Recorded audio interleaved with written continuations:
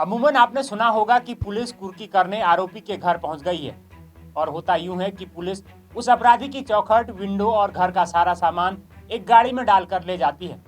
बहुत दूर न जाए तो हाल में ही हल्द्वानी के बनभूलपुरा में हुए दंगों के बाद अब्दुल मलिक और अन्य आरोपियों के घर बकायदा पुलिस ढोल नगाड़े लेकर पहुंची।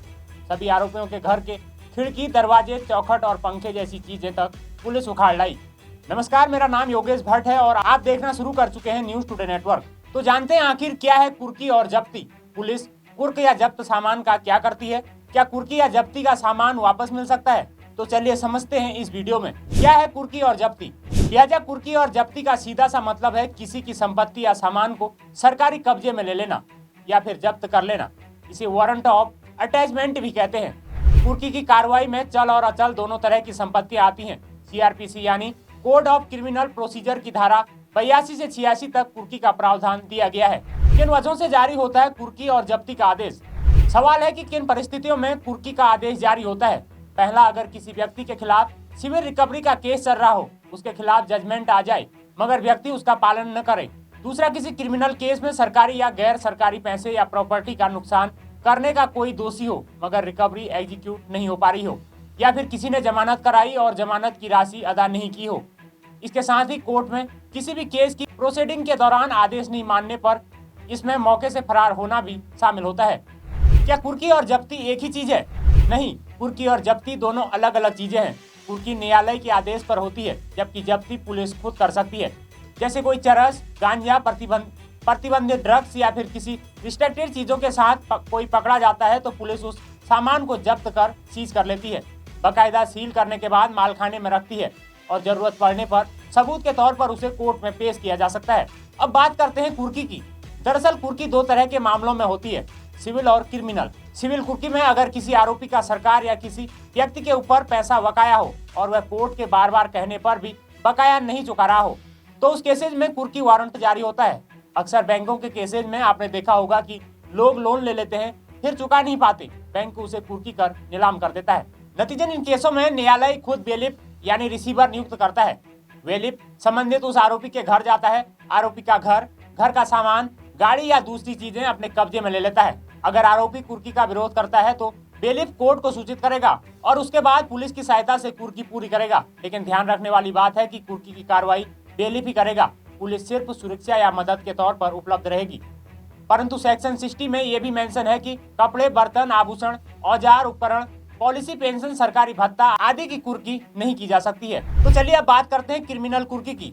हत्या, धोखाधड़ी, जान से मारने का प्रयास और दूसरे गंभीर आपराधिक मामलों में क्रिमिनल कुर्की हो सकती है।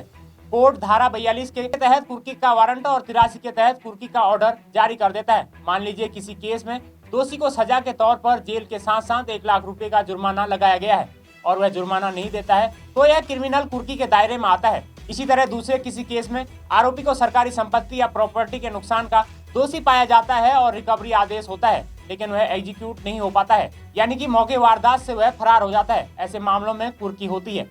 वहीं क्रिमिनल केसेज में अगर किसी फरार व्यक्ति के खिलाफ कुर्की का आदेश जारी होता है तो उसके पास केवल एक ऑप्शन बचता है, या तो वह कार्रवाई से पहले कोर्ट में सरेंडर कर दे। ऐसे में कोर्ट अगर चाहे तो कुर्की की प्रक्रिया को रोककर अन्य कानूनी प्रक्रिया शुरू कर सकती है।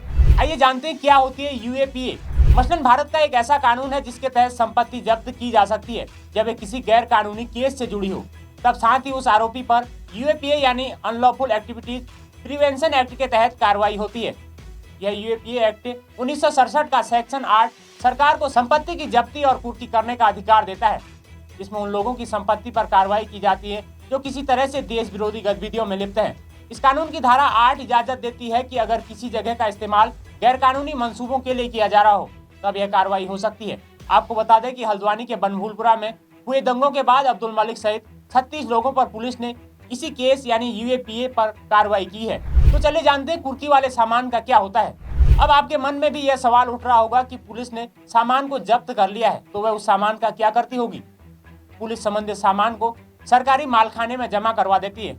अगर कोर्ट के आदेश के बाद कुर्की हुई तो कुर्क सामान सरकारी कब्जे में रखा जाता है। इसके बाद कोर्ट जुर्माना या रिकवरी के लिए सामान को नीलाम करवाता है। कोर्ट द्वारा नियुक्त बेलिफ या रिसीवर को सीआरपीसी की धारा 5 के तहत नीलामी और बिक्री करने का अधिकार है। क्या कुर्की जब्ती का सामान वापस मिल सकता है? पुलिस, कस्टम, जीएसटी या डायरेक्ट सीजर के केस में आरोपी को नोटिस देकर बुलाया जाता है। संबंधित प्राधिकरण आरोपी से कहता है कि निर्धारित जुर्माना देकर अपना सामान ले जाइए। अगर वह हाजिर नहीं होता है या अपना सामान लेकर नहीं जाता है तो तब इस स्थिति में नीलामी से रिकवरी करते हैं। कोर्ट द्वारा दिए गए कुर्की आदेश के केस में सीआरपीसी की धारा 84 के तहत ऑर्डर के खिलाफ 6 महीने के भीतर आरोपी अपनी याचिका दायर कर सकता है। तो ये थी दोस्तों जब्ती और कुर्की से लेकर कुछ अहम जानकारी। आपको कैसी लगी हमें कमेंट्स कर जरूर बताना। अगर आप हमारे चैनल पर नए हैं तो चैनल को सब्सक्राइब जरूर कर लेना। नमस्कार।